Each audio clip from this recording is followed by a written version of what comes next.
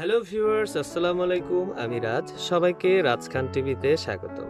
আশা করছি সবাই ভালো আছেন। আমিও আলহামদুলিল্লাহ মহান আল্লাহর রহমতে ভালো আছি। তো একই প্রাকৃতিক দৃশ্য দেখতে দেখতে আপনাদের সাথে আজকের আরেকটি ভিডিও শেয়ার করতে চলেছি। আর সেটা হচ্ছে খুবই গুরুত্বপূর্ণ আরেকটি বিষয় আমি নির্ধারণ করেছি। সেটা হচ্ছে ইন্ট্রো, আউট্রো কতটুকু রাখা ভালো। ইন্ট্রো, আউট্রো তার মানে কতটুকু সময় এটা থাকা ভালো।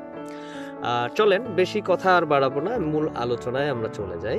সেটা হচ্ছে যে অনেকেই জানেন না যে ইন্ট্রো কিংবা আউট্রো কি?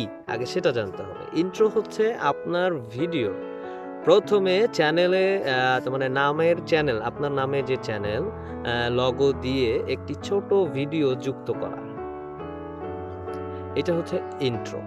যেমন আপনি খেয়াল করবেন আমি কিন্তু আমার টাইটেলটাকে আমার যে চ্যানেল নাম দিয়ে একটা কিন্তু ইন্ট্রোডাকশন দেই।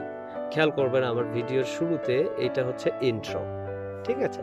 আর আউট্রো হচ্ছে আপনার ভিডিওর শেষে যে সাবস্ক্রাইব, লাইক তারপরে কমেন্টের জন্য কোনো ভিডিওর অংশ যুক্ত করা, এটু হচ্ছে আউটরো। তার মানে ভিডিওর শেষ অংশের দিকে। আমার দেখবেন যে ভিডিওর শেষ অংশে কিছুটা সময় কিন্তু আপনারা দেখতে পাবেন আমার আগের ভিডিও কোনটা যদি দেখতে চান সেটা আসবে।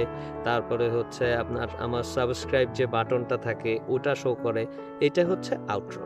তবে আপনি আপনার ভিডিওতে ইন্ট্রো বেশি বড় দিবেন না। চেষ্টা করবেন একটু সংক্ষিপ্ত সময়ের জন্য রাখার। কারণ এর ফলে আপনার ভিউয়ার্সরা বিরক্ত বোধ করবে কিন্তু। যদি বেশি সময় রাখেন তাহলে তো ওটার পিছনে তো সময় চলে যায়। আপনার মেইন ভিডিওতে যাবে কখন? তো সেক্ষেত্রে একটু চেষ্টা করবেন যে ছোট রাখা।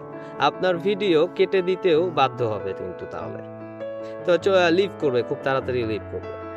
তাই আপনার ভিডিওতে ইন্ট্রো সর্বোচ্চ ৫ থেকে ৬ সেকেন্ডের উপর রাখবেন না আসলে। তাহলে কিন্তু এটা আপনার জন্যই ক্ষতিকর হবে আশা করি।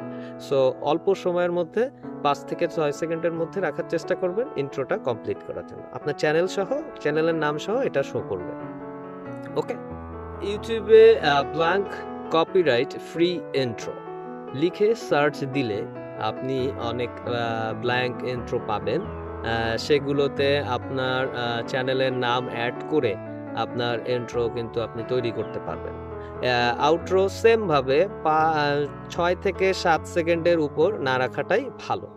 তো বন্ধুরা, এই ছিল আজকের জন্য আপনাদের আমি যে টপিকসটা নির্ধারণ করেছিলাম যে ইন্ট্রো, আউট্রো কতটুকু রাখা ভালো।